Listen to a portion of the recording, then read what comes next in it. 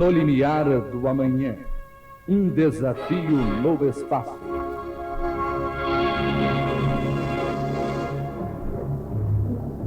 Estamos vivendo uma fase de transição. Nosso planeta se prepara como uma noiva para as núpcias do infinito. A Terra, nossa mãe, nosso berço, nossa morada, eleva-se na escala dos mundos. Temos de nos elevar com ela. Tudo reclama ao nosso redor a nossa contribuição para o futuro. Não podemos permanecer apegados ao passado. Temos de renovar-nos por dentro. Chegou a hora em que o homem velho do mundo deve morrer para que nasça o homem novo do Evangelho. O Velho Testamento foi cumprido pelos antigos, pelas gerações que herdaram a violência, do olho por olho e dente por dente. O Novo Testamento deve ser cumprido por nós, pelas gerações atuais e futuras, herdeiras do amai a Deus sobre todas as coisas, e ao próximo como a vós mesmos. O tempo da lei já passou, estamos no tempo da graça. A filosofia do espírito, esmagada pela ciência da matéria, renasce das próprias cinzas como a fênix da lenda. A religião em espírito e verdade que Jesus anunciou à mulher samaritana ressurge dos escombros da religião formalista. Não há mais lugar para a fé cega, para o apego à letra, para a idolatria dos textos antiquados. A terra palpita diante do infinito e se enche de flores nesta primavera do espírito. Deixemos que os ventos da amplidão arejem a nossa mente, que a música das esferas embale a nossa alma. Estudemos a ciência do espírito.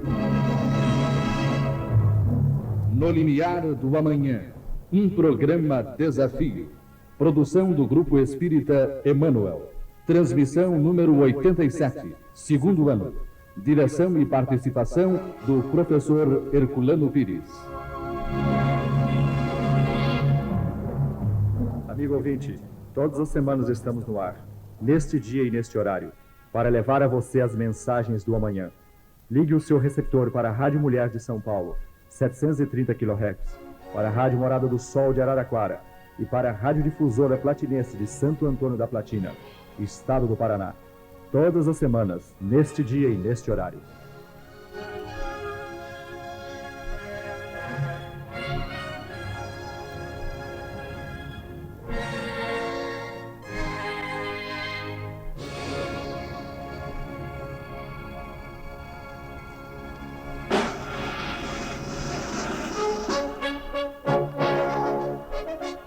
Perguntas e respostas.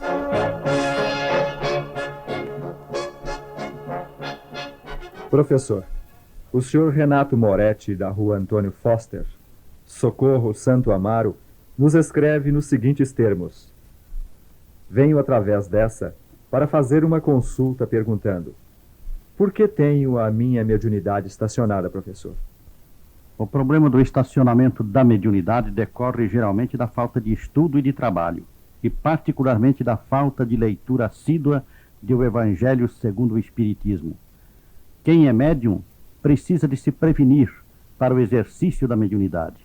Este exercício requer uma preparação espiritual, a leitura assídua do Evangelho segundo o Espiritismo, precedida de prece ou seguida de prece. A meditação dos temas que ali são propostos constitui um exercício permanente para que a mediunidade se desenvolva. Quanto mais o espírito do médium se aperfeiçoar, se aprimorar no conhecimento das coisas do espírito, mais rapidamente se acelerará o desenvolvimento da sua mediunidade. Continua o nosso missivista. Peço a Vossa Senhoria que lance um apelo ao presidente do Centro Espírita Fé, Esperança e Caridade, cito a rua Antônio Foster 357, Socorro Santo Amaro, cujo nome é senhor Ademaro e tem trabalhos de desenvolvimento às terças-feiras e doutrinação às quintas-feiras, para ver se é possível desenvolver a minha mediunidade. Eu acho tão bom quem tem a mediunidade desenvolvida e trabalha em benefício dos outros. Talvez com um apelo de Vossa Senhoria, através do seu programa, o presidente possa compreender o meu objetivo. Ele e sua mãe, Dona Cidália, são tão bons e compreensivos na luta da doutrina espírita de Allan Kardec. Com minha mediunidade desenvolvida, eu poderia ajudar minha esposa, Clélia Moretti, que desencarnou no dia 29 de outubro de 1970 e ainda não se comunicou. O problema de desenvolvimento da mediunidade, como eu já disse, pertence mais diretamente ao médium. O presidente do centro, ou o diretor do trabalho numa sessão de desenvolvimento, não tem poder nenhum para fazer desenvolver uma mediunidade.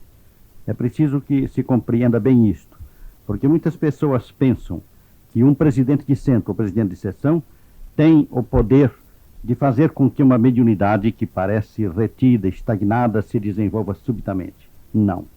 A mediunidade se desenvolve num processo natural de aprimoramento, de educação do médium.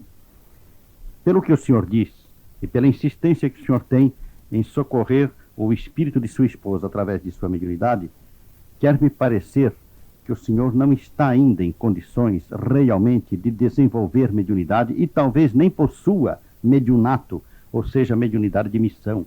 O senhor talvez tenha apenas esta mediunidade genérica que nós todos temos, de perceber espírito, de sentir a presença de espíritos, de receber intuições, mas não a mediunidade de serviço. O senhor talvez, eu não posso afirmar, porque é um problema que escapa naturalmente à nossa percepção total nesse campo, o senhor talvez não tenha mediunidade de missão. Acho interessante, portanto, que o senhor se entregue com mais afinco à leitura dos livros espíritos. Ler o Evangelho segundo o Espiritismo como um exercício espiritual para a prática da mediunidade que o senhor possa ter. Segundo, aprofundar-se no estudo do Livro dos Espíritos e do Livro dos Médiuns. Quanto ao presidente do centro, eu não posso dirigir nenhum apelo a ele nesse sentido, porque não está no poder dele fazer nenhum médium se desenvolver. O senhor continue a frequentar as sessões, tanto mais que o senhor disse que se trata de criaturas que se dedicam realmente ao trabalho espírita. Continue a frequentar as sessões, a estudar, a ler e a orar.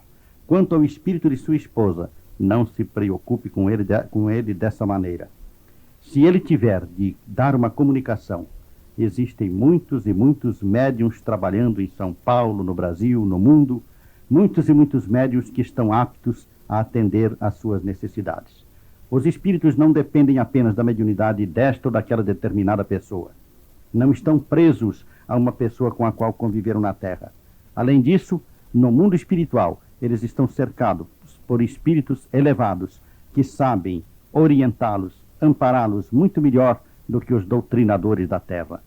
O caso, portanto, de comunicações mediúnicas em sessões espíritas para que se atenda aos espíritos necessitados é um caso que decorre mais da imperfeição, do atraso de certos espíritos que permanecem ainda muito apegados à matéria e necessitam do ambiente de uma sessão mediúnica e mesmo necessitam da contribuição material do médium que o recebe para que possa então ouvir as entidades espirituais que os assistem.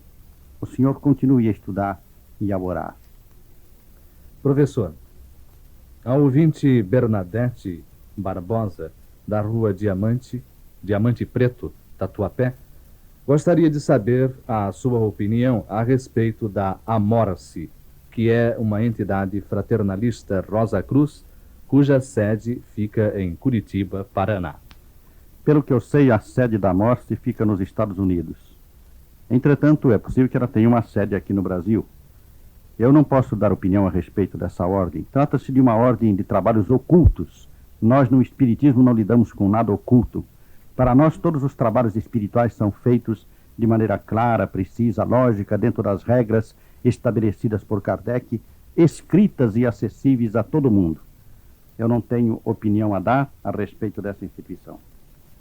Escreve-nos o ouvinte Gilberto Martins, da rua Manuel Quintão, freguesia do Ó. Diz que na semana passada sua sogra, que está bastante doente, e dizem que está para desencarnar a qualquer momento, estava passando muito mal e não desencarnou. Então seus amigos lhe disseram que provavelmente seria porque havia muita gente no quarto, e talvez por isso ela não tenha morrido. Gostaria de conhecer a sua opinião a respeito, professor Herculano. Esse problema também de desencarnação é um problema que não depende absolutamente desses cuidados particulares que nós tomamos. O fato de existirem várias pessoas no quarto na hora da agonia, naturalmente é prejudicial não para impedir a desencarnação, mas porque cria um ambiente desfavorável para o processo desencarnatório. Não acredito que a presença de certas pessoas possa impedir o espírito de partir, de se desligar do corpo, mas sim que o excesso de pessoas num quarto de agonizante produz um ambiente desagradável, que pode, inclusive, prejudicar o espírito no seu processo de desencarnação, em virtude, naturalmente, das vibrações contraditórias que são emitidas pelas várias pessoas presentes. No caso, portanto, não devemos acusar ninguém. Quando soa a hora do espírito partir, nada o impede, mesmo que ele esteja no meio da multidão, em plena rua ou na praça pública. Professor, a ouvinte Margarida Pereira, da Rua 7, no Morumbi, nos faz a seguinte pergunta. Uma pessoa com 38 anos, atualmente, desde os 16 anos, vê bolinha cinza no ar. E umbandistas lhe disseram que precisa se desenvolver para ser médium vidente. Portanto, a ouvinte gostaria de saber se isto é verdade e pede uma orientação. A orientação que posso dar é o seguinte: essa pessoa deve consultar urgentemente um médico oculista.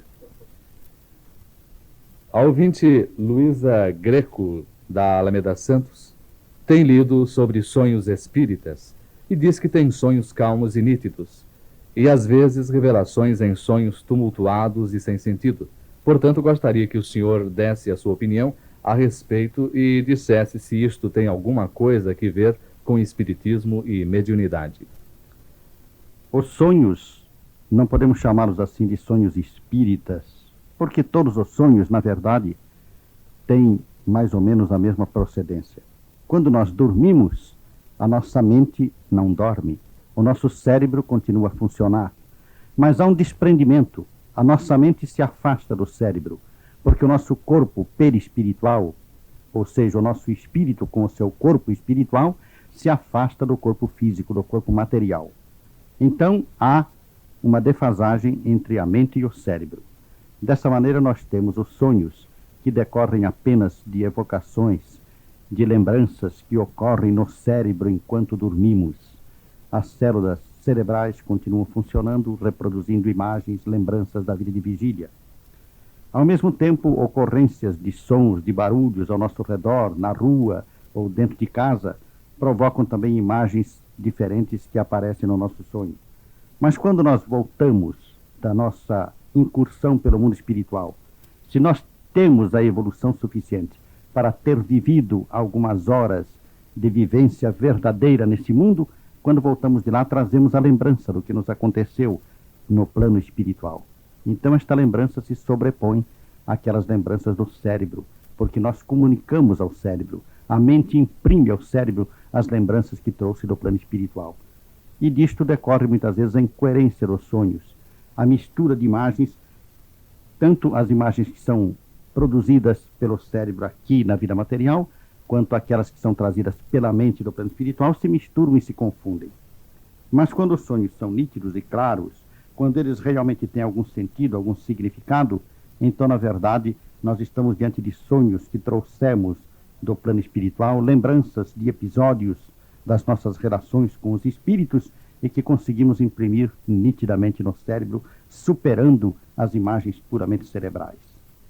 Estes sonhos podem trazer revelações e podem ser apenas simbólicos, alegóricos, lembrando cenas ou conversações que tivemos com os espíritos e que servem para nos orientar e nos estimular aqui na vida comum, na nossa vida terrena. É claro, portanto, que o processo do sonho tem ligações com o espiritismo e com a mediunidade. E nós sabemos que existem os sonhos proféticos, que são sonhos puramente mediúnicos. Mas não podemos confundir todos os sonhos com processos de mediunidade. Professor, o ouvinte Júlio Susumu Shimabukuro, da Rua Antônio Lopes, Itaquera, nos escreve novamente e agradece as respostas que o senhor deu anteriormente. Ele diz que em sua última orientação, professor, o senhor mandou que ele fosse à Rua Ambrosina de Macedo, na Vila Mariana, mas ainda não pôde ir até lá por causa da entidade que está sempre com sua esposa e que fica impossível quando ele atrasa para chegar em casa. O senhor lhe disse que fosse ao centro aos sábados, mas ele trabalha até às 11h45 e não pôde chegar em casa muito depois das 13 horas. Que a entidade diz mentiras à sua esposa, deixando-a muito nervosa, dizendo que ele não foi trabalhar e etc. Por isso ele pede novas orientações de como agir, pois acha que se forçar a situação, tudo ficará pior. Eu já tive a ocasião de dizer ao senhor que o senhor precisa de uma orientação no Centro Espírita. E indiquei o Centro Espírita Pedro Anita, em Vila Mariana, onde o senhor conseguiria ter essas orientações e o auxílio de que carece. Indiquei ao senhor para comparecer nesse centro no sábado, porque achei que era um dia mais favorável. Entretanto, o senhor poderia também procurar o centro em outro dia da semana, onde há sessões à noite. Eu aconselho o senhor a procurar se comunicar primeiramente com o presidente do centro, o senhor Rui Piedade. O senhor procure este nome na lista telefônica e converse com ele pelo telefone, pedindo a indicação de um dia em que o senhor possa comparecer lá. Mas faça isto com urgência. O senhor não pode continuar submetido a esse processo de uma entidade que domina sua esposa e que o mantém numa vida artificial como o senhor está vivendo. O senhor precisa se libertar disso. E precisa se libertar através de um trabalho e de um esclarecimento que o senhor receberá de uma pessoa como essa que eu indiquei. O Centro Espírita Pedro e Anita, a Rua Ambrosino de Macedo, 194, em Vila Mariana, é o mais indicado para o seu caso. Professor, o ouvinte Herbert Kremer, da Avenida Indianópolis, deseja saber se podemos fazer uma definição entre alma e espírito, dizendo em sua carta: cada pessoa, ao nascer, recebe sua alma, que fica pegada ao corpo até morrer. Porém, poderá receber um espírito estranho dentro do mesmo corpo, que o irão disputar entre si, e neste caso entende o ouvinte que, sendo a alma ainda nova, em fase do crescimento com o corpo material carnal, portanto ainda infantil e facilmente dominada por um espírito adulto, pede a sua explicação a respeito. O senhor quer dizer que ela é facilmente dominável por um espírito adulto, por ser uma alma ainda nascente. Tudo isto está profundamente errado. Quando nós nascemos, nós não somos uma alma de criança. Nós somos um espírito adulto, já vivido, já passado por várias encarnações anteriores. E estamos, portanto, em condições de dominar perfeitamente o corpo no qual nos encarnamos. A encarnação é um processo não apenas espiritual, é um processo biológico. O entrosamento, portanto, da entidade espiritual com o corpo material é um processo de profunda união do corpo com o espírito. Não é possível nenhum outro espírito intrometer-se no corpo, introduzir-se nele e afastar o espírito que está ligado ao corpo. Quando nós vemos um caso de perturbação espiritual, o que nós temos é a ação de um espírito sobre o outro espírito. O espírito perturbador age fora do corpo do perturbado sobre o espírito do perturbado.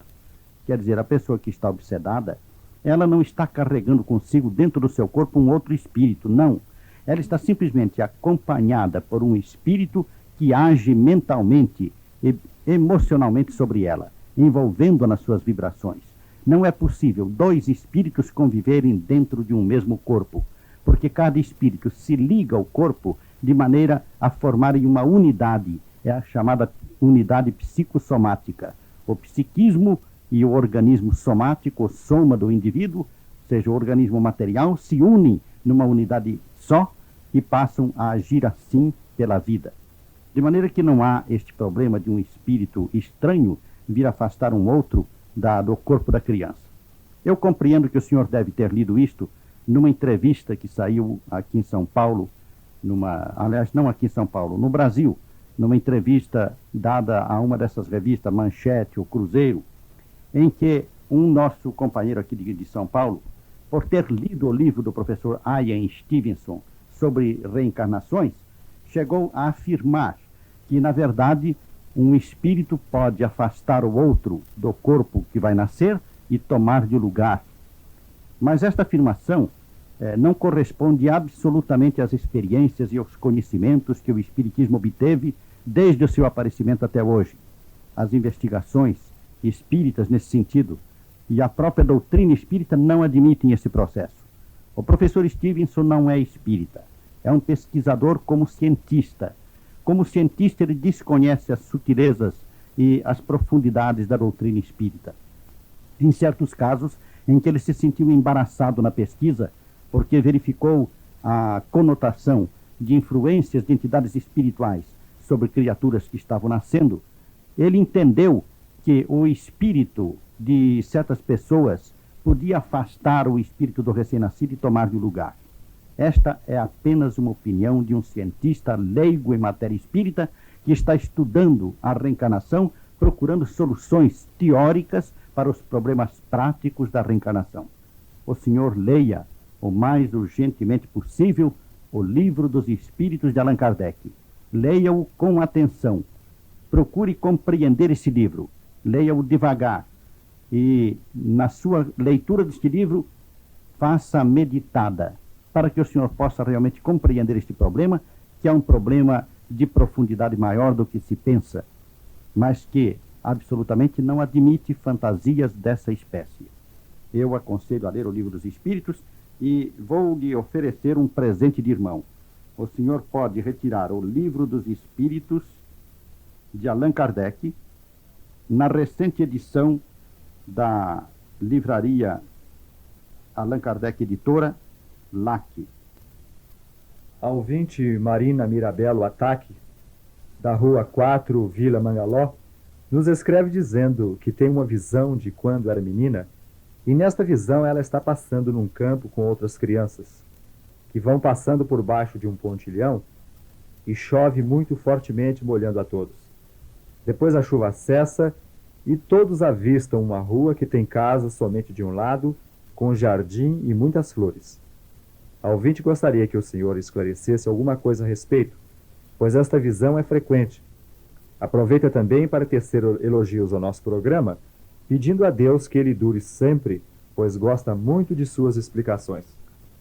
A senhora não explica aqui na sua carta como a senhora tem essa visão. Eu não tenho nenhuma ideia de como ela ocorre. Se é em sonho, se a senhora tem essa visão enquanto está acordada, se ela lhe aparece como que num estado de transe, como um fenômeno de segunda vista, como se chama no espiritismo, em que a senhora de repente começa a ter esta visão em meio das suas atividades comuns, não sei. Entretanto, seja como for, esta visão deve estar ligada a acontecimentos passados com a senhora mesma. Em geral, estas visões ocorrem quando têm relação com as nossas lembranças anteriores, tanto as lembranças da nossa infância, quanto as lembranças da vida passada.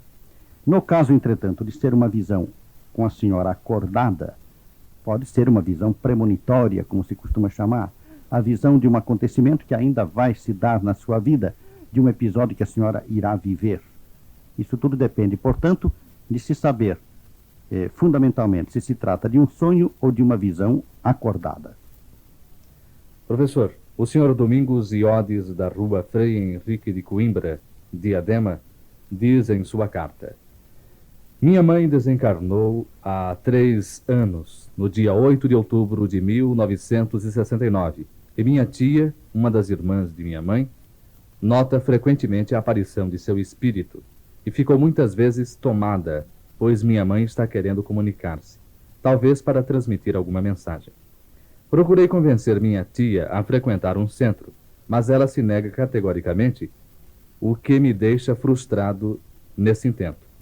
Minha mãe era espírita e médium, e frequentava o Centro Espírita Caramuru, em Campinas, São Paulo. Diante desse problema, fico-lhes grato pelas orientações e diretrizes que devo tomar para solucionar este problema, e aproveito a oportunidade para parabenizá-lo e a toda a sua equipe por este fabuloso programa. Muito obrigado pelos seus parabéns. No tocante ao caso da tentativa de comunicação do espírito de sua mãe, o senhor não deve se perturbar com isso. Se sua tia tem tido visões dela, tem percebido a presença dela em casa, e se já chegou a ser tomada por ela, mas não conseguiu dar uma mensagem, é porque certamente sua tia não tem uma mediunidade bastante desenvolvida para atender às necessidades do espírito. Mas é preciso também compreender o seguinte: se sua mãe era espírita, já frequentava aqui um centro espírita, tem conhecimento, portanto, do assunto, ela não é um espírito que esteja, assim, em dúvida ou em dificuldade para transmitir uma mensagem.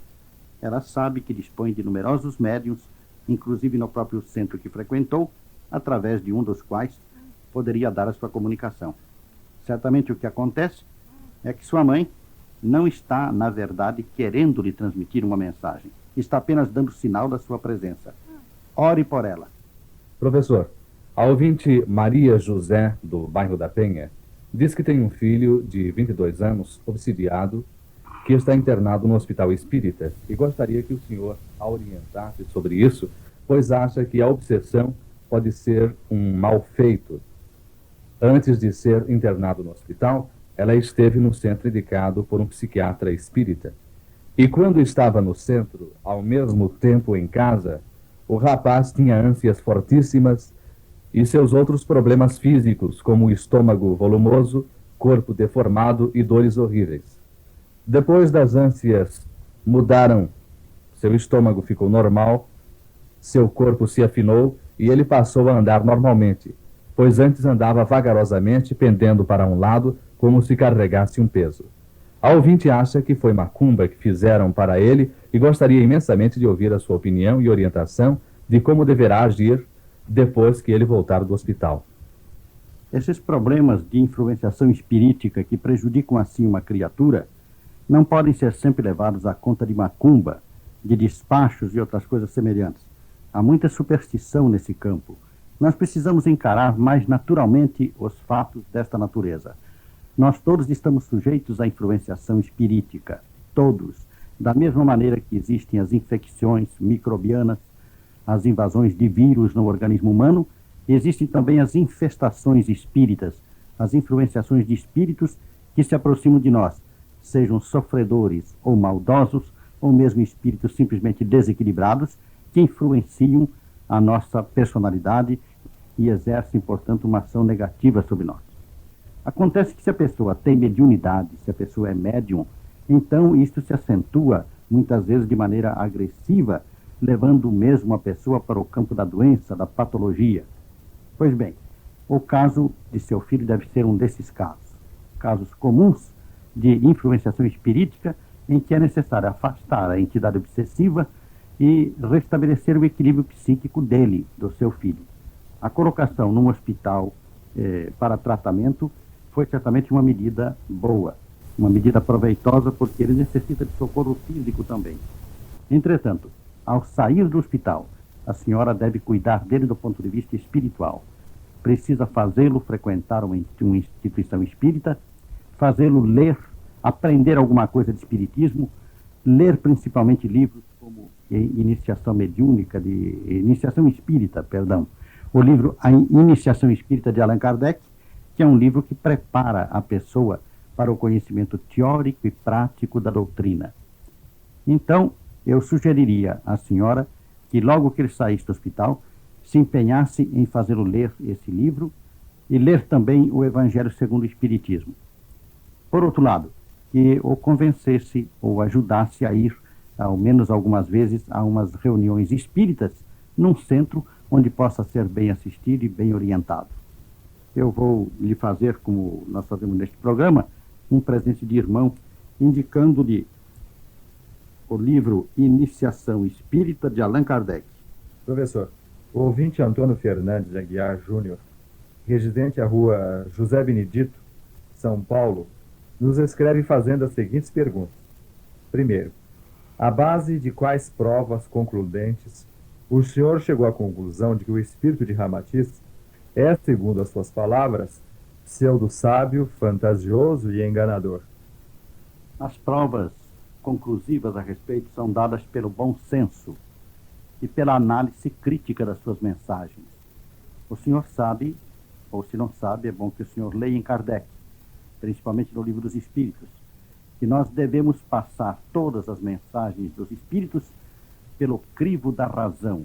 Devemos examiná-las, ver se elas são coerentes ou incoerentes, se são fantasiosas ou se apoiam em possíveis realidades nas quais nós possamos acreditar.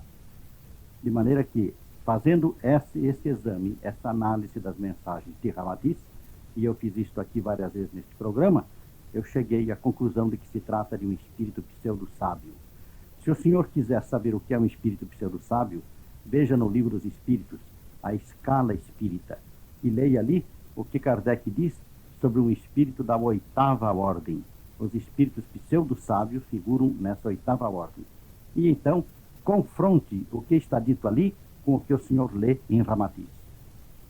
É realmente comprovado de que, quando um espírito se manifesta através de um só médium, o referido é enganador? Quando o médium só se comunica com um espírito, só recebe aquele espírito, quando o médium não frequenta sessões, quando aquele espírito domina completamente o médium, e como muitos deles costumam dizer, guardam consigo a chave daquela mediunidade, trata-se evidentemente de um espírito mistificador. Nesse caso, qual a sua opinião sobre o contato espiritual entre o Guia Emmanuel e Francisco Cândido Xavier, já que esse espírito utiliza exclusivamente como intermediário Chico Xavier? Acontece que o senhor mesmo disse aí o guia. Quando se fala no guia espiritual de um médium, não se está falando de espírito mistificador que o persegue ou que o perturba. Emmanuel, nós reconhecemos a sua grandeza através das suas mensagens. A grandeza espiritual e moral de Emmanuel não deixa dúvida. Nós não temos necessidade de passar pelo crivo da razão as mensagens de Emmanuel, porque elas se mostram tão racionais, tão claras, tão precisas e tão eficientes que se impõem por si mesmas. Além disso, Chico Xavier não recebe exclusivamente Emmanuel. Chico Xavier recebe centenas de espíritos. Chico Xavier está a serviço da mediunidade para a divulgação dos princípios da doutrina à luz de exemplos espirituais que enchem hoje o Brasil inteiro, que se propagam por toda parte e que todos nós admiramos. Não é possível querer comparar um caso como o de Chico Xavier com Emmanuel com o caso obsessivo de Ramatiz e Hercílio Mais.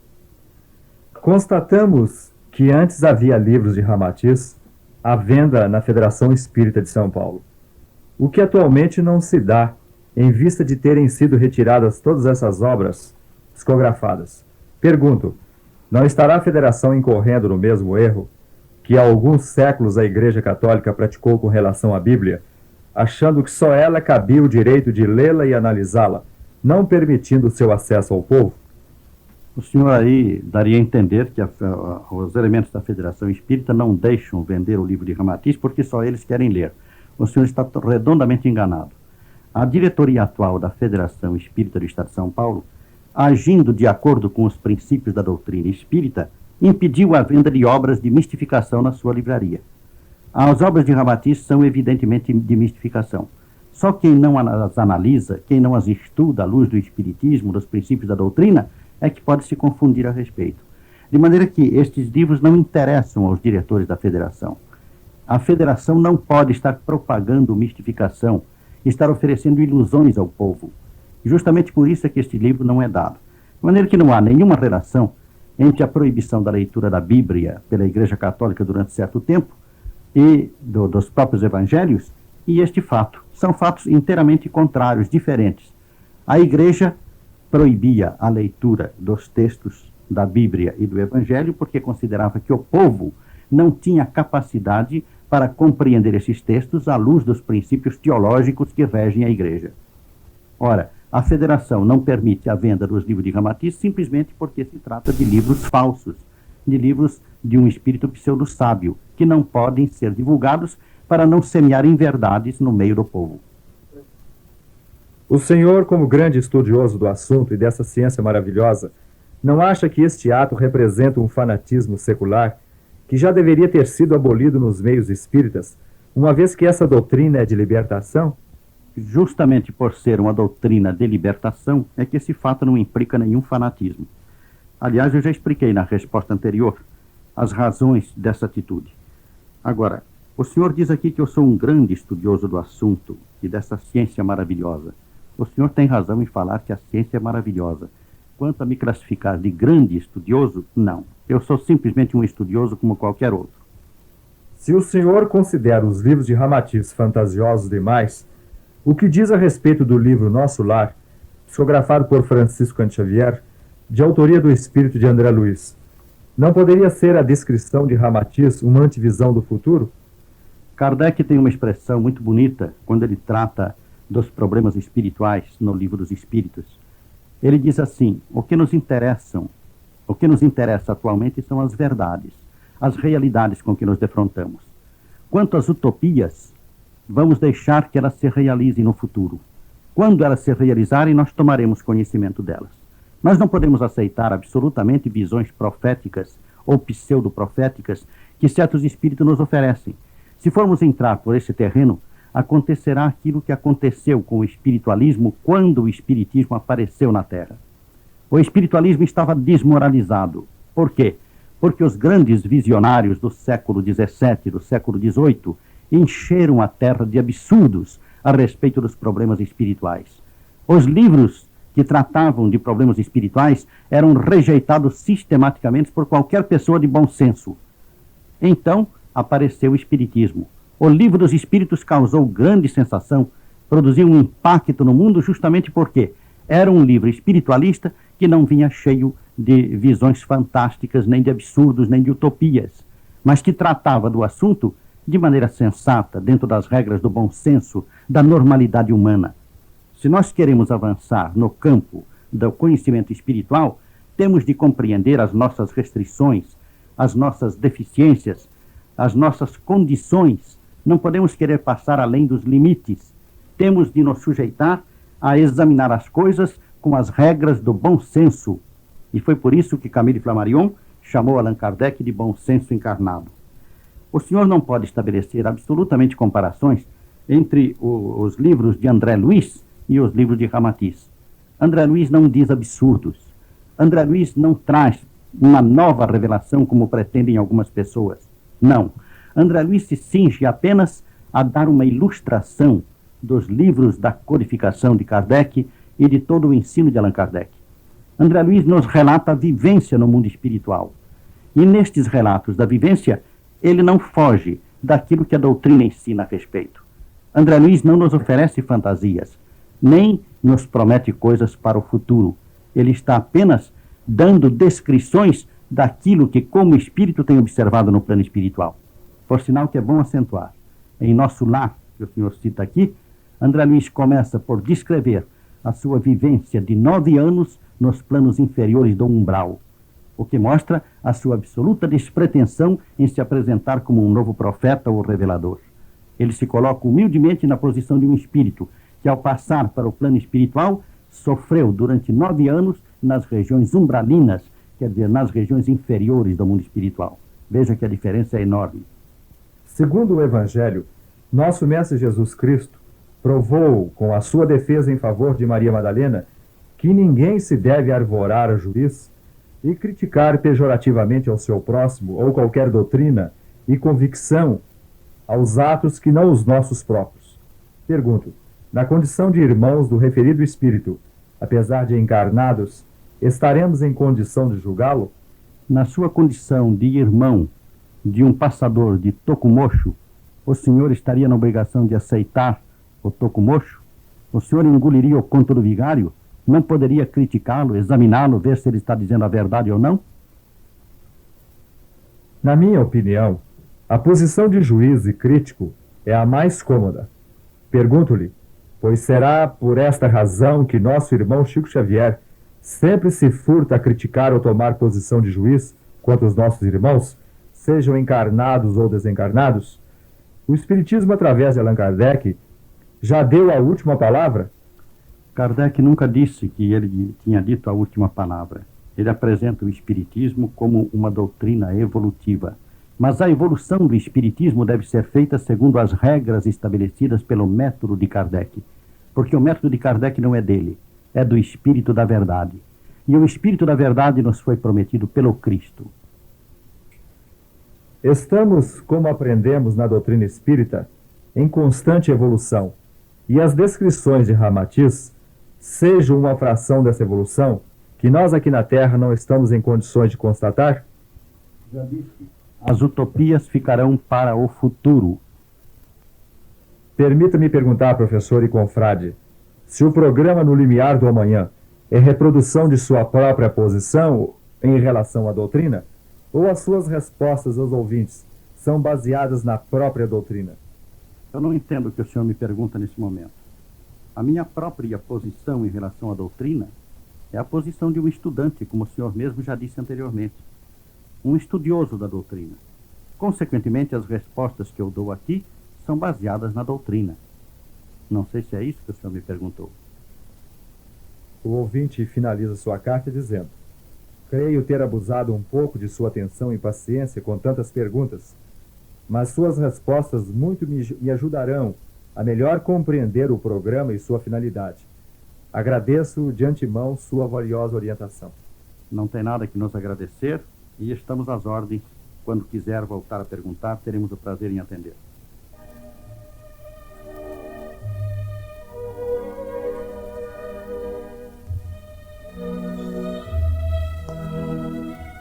O Evangelho do Cristo em Espírito e Verdade.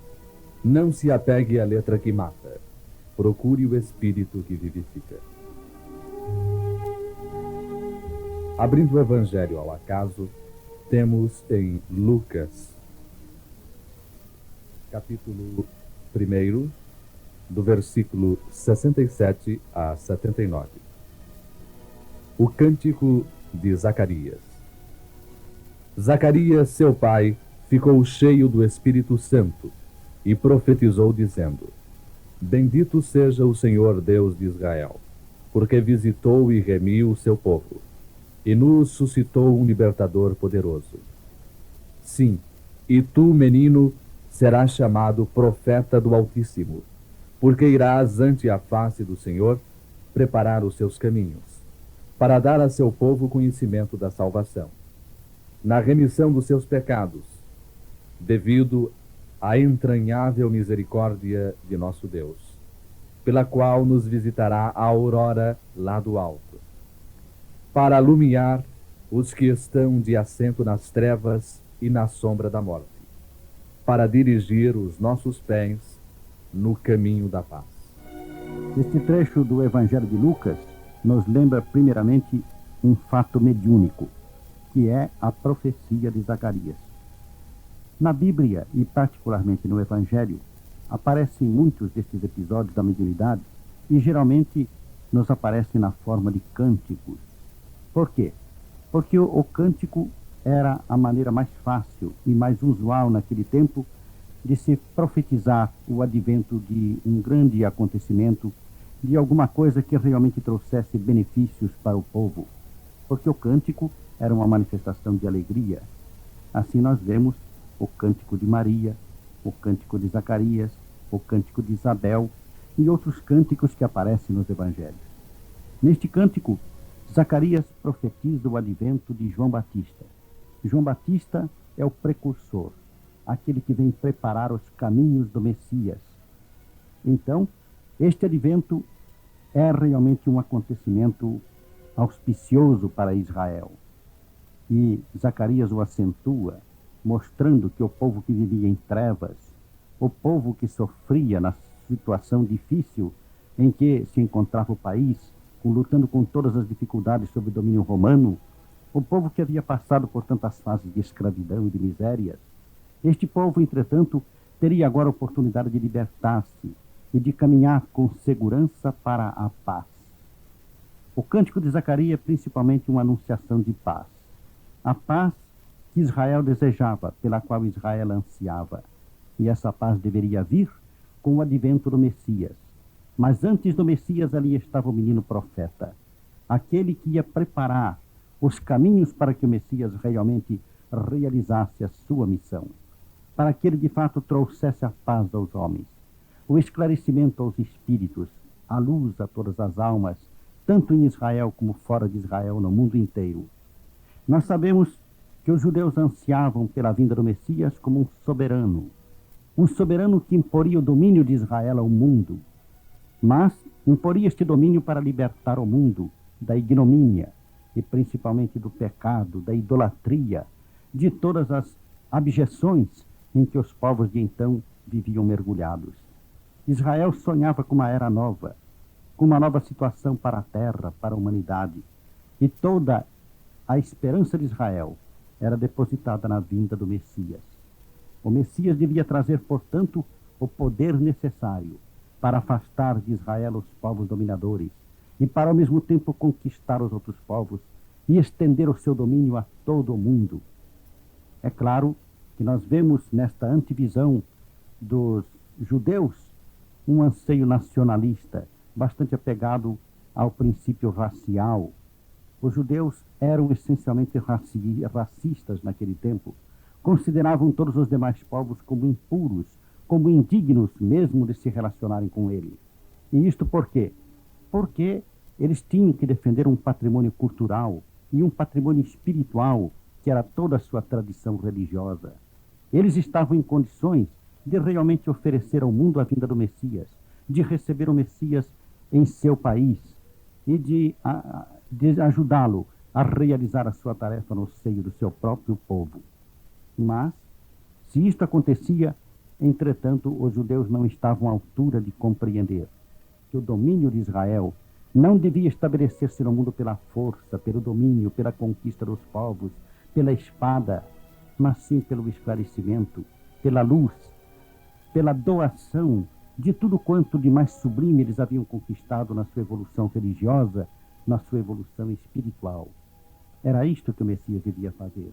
Ele não seria um rei terreno, não seria um soberano conquistador, dominador, dirigente de exércitos, mas sim seria um soberano espiritual, aquele que dirigiria as almas e não os corpos dos homens, aquele que falaria aos espíritos e não aos cidadãos de Roma, ou de Israel, ou do Egito, ou da Babilônia. Ele falaria aos espíritos e, portanto, a toda a humanidade, porque nós todos somos espíritos. Mas, antes deste advento, haveria o trabalho excepcional de João Batista. João deveria pregar, preparando as veredas do Senhor, para que realmente o Messias pudesse depois levar a efeito o seu trabalho gigantesco de esclarecimento do mundo. Por isso, Zacarias sente-se tomado pela profecia. Os espíritos falam através dele. Os espíritos do Senhor anunciam a boa nova a Israel. Ali está o precursor, e atrás do precursor virá o Messias, virá o rei esperado. É o momento em que toda a alma de Israel se encontra com a realidade do seu sonho. O sonho se materializa nos braços da própria profecia. O profeta, que é o próprio Pai, tem, portanto, diante de si a realidade de um nascimento que já prenuncia o advento de uma nova era para o mundo. Mas esta nova era deve conduzir os homens à paz. É o que Zacarias diz precisamente no seu cântico. Ele não anuncia a guerra, ele não anuncia as conquistas pavorosas que os judeus tiveram de fazer na luta para avançar sobre Canaã. Não. Ele anuncia um tempo novo, diferente, em que todas as lutas fratricidas ficarão de lado, ficarão no passado, se perderão na poeira dos séculos, para que então venha para a terra uma era nova, a era da paz, da compreensão, da fraternidade, do amor entre os homens. Esta pregação de Zacarias através do cântico representa um momento de exaltação do sonho judaico de libertação do homem. Infelizmente, até hoje, não foi possível que isto se concretizasse. O mundo continua ainda envolto nas sombras do morticínio, da guerra, das lutas fratricidas.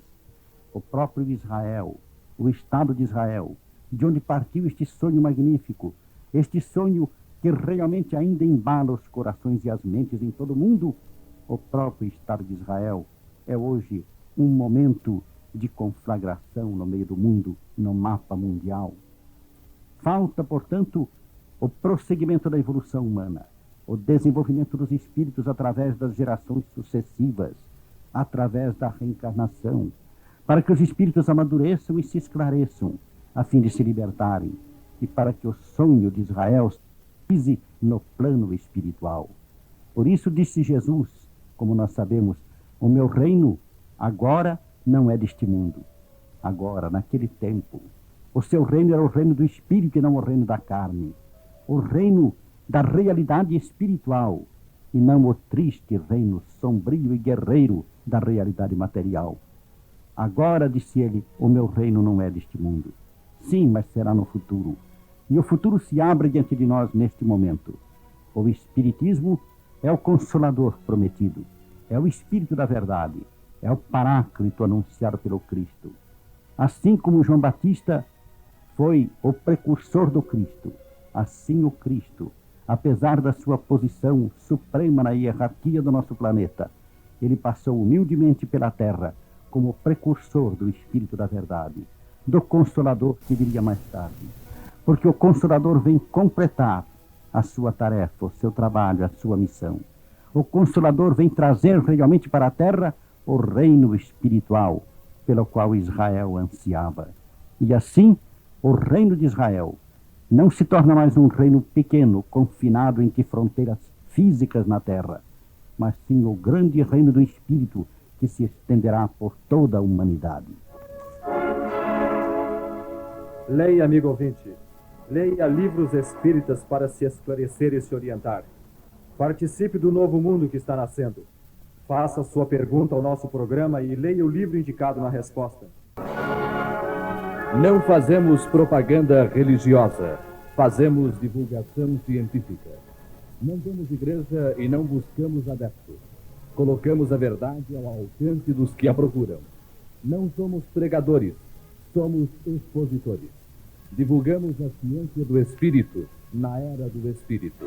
Nosso lema é este: cada crente com sua crença, cada descrente com sua descrença, mas a verdade ao alcance de todos. Queremos a verdade, só a verdade, nada mais que a verdade. E se você provar que está com a verdade, ficaremos com você.